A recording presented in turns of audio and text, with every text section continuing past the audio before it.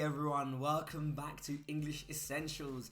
I'm Mr. B, your guide through everything English. And today we're going to be tackling one of those areas that everyone finds hard, even English teachers, that is grammar. Okay, before we get into it, I'd love for you to smash the like button, hit subscribe and tap on that notification bell so you never miss any amazing content.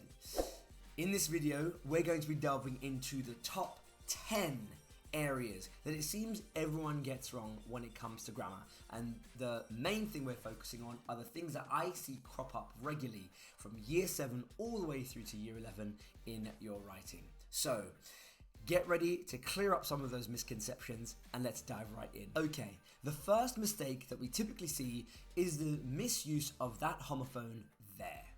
We've got there versus there versus there, and they're often used interchangeably.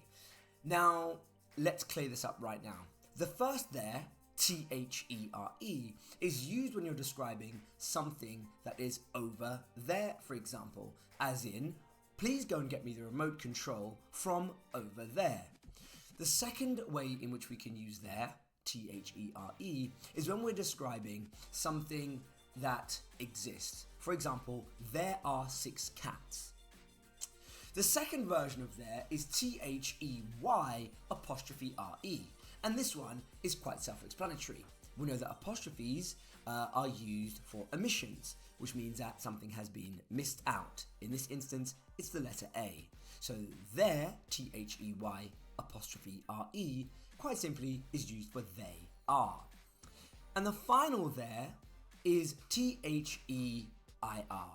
Now, T-H-E-I-R is used as a pronoun. It's used to replace a group of people or 2 people. For example, I would love for you to get their chair. Or, they are sat on their chairs. That's the first one cleared up for you. Now I want to talk to you about the second one that I commonly see, and that's its versus its. The first version of it is IT apostrophe S. And this one is again like the last rule. We see it's it with the apostrophe representing an omission, in this instance the letter I, and it means it is. So for example, it's a cold day. It is a cold day. The second one is used again as a pronoun. So for example, we might want to talk about the dog and its bone. So rather than repeating the word dog again, we would say the dog and its bone, rather than the dog and the dog's bone. It's a bit repetitive. And then this is the one that I see most commonly in messages. Say guys, your and your. For goodness sake guys, let's get this right. Y-O-U-R, the first your, means your pen. Again, here it's used as a pronoun. The second version, Y-O-U apostrophe R-E, again, something's missing. It means here, you are. Let's make sure we work on that. How would we use your in the second version? You might say, you are running late. You're running late. So let's remind ourselves, one is for possession, one is for omission. The first one is used as a pronoun, the second one is used for omission. Now this one here, often I see people get it wrong because of their accent. The next one here is the use of his and he's. And the main reason why I see this mistake is because of the way in which some people speak. But if your accent changes the way in which you pronounce words, then it's quite understandable that you might misspell the word. For example, if I said, I'm going round to his ass, if you're using the word he's in that instance and you're pronouncing it his, as in his ass versus his ass, there's a subtle difference there. But if you're pronouncing them in the exact same way, we can often see the error occur there. His, H-I-S, is a short one. His house. His house would never make sense, would it? That means he is house. So I'm going around to his house. When would we use he's? We'd use he's when we are saying something like he is running late. He's running late. He apostrophe S. The next one I want to clear up is the word fewer versus less. Now, they seem like they're very, very similar and they seem like they're synonyms, but there's a subtle differences. Okay. Use fewer when you're counting things. For example, You might say there were fewer apples in the bowl. So you want to use the word less when you want to talk about uncountable things. You can't count the wind, you can't count water, so you might say, I would like less water please in my glass. Diving into the next one is the who versus whom debate. Now, whom is a bit of an archaic phrase, and we can use who and whom often interchangeably. And this is the one that can definitely make our head spin. But let's just think about it today and see if we can get this right. So I want you to think about using who when who is the subject. When we're talking about the subject, we mean who is the person that they're talking about, who the sentence is about. So for example, you might want to say, who is, or you might say, I want to know who is coming to the party, you that car.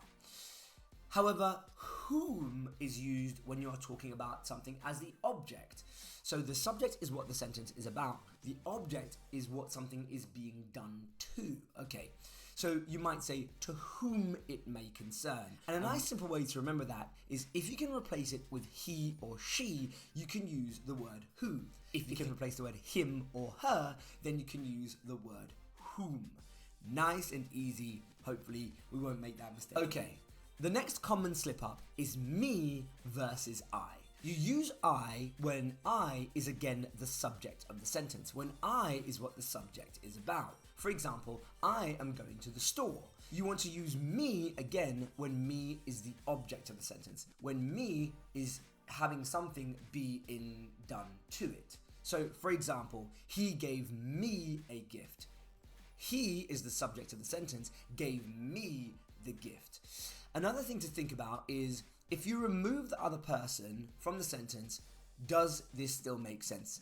For example, Sarah and I is correct because I am going makes sense.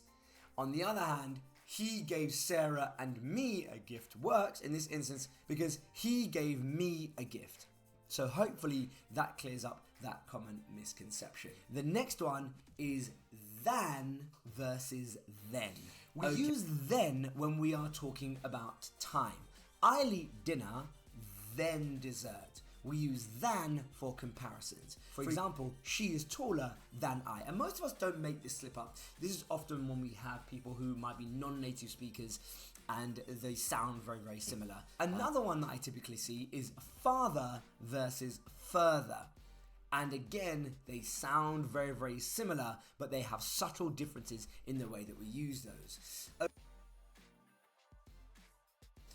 For example, father I ran for a farther than before. Further is more of a metaphorical or figurative distance. For example, let's discuss this further. So you're not talking about a physical distance here in a literal. So we're not talking about a physical distance in a very literal sense here. Okay, I also want to talk to you now about into versus into. Okay, they sound very, very similar, but again, when we're typing those messages or we're typing those emails, we can sometimes make those errors. The good news for us is luckily autocorrect does most of the heavy lifting and can sometimes help us out. Okay, into versus into is very, very subtle. And we have to pay attention because they're easily confused. Into indicates movement. For example, I'm going into the house. Into, two words here can be split up. And for example, she went in to get her coat. Notice into indicates movement and transformation. So if you can separate in and to and it still makes sense, go for it. And there we have it, guys. Our top 10 grammar mistakes that we need to cut out of our writing and also out of our speech so that we don't fall into some of those traps. If you like the content today, please smash a like, hit subscribe and turn on the notification bell so you never miss any amazing content. And tell me, what are some of the common mistakes that you typically see or you think you're making in your writing or in your speech? Pop it in the comments below. I'd love to hear from you and I'll answer some of those as well. Thank you very much. I've been Mr. B. This has been English Essentials. Catch you in the next one.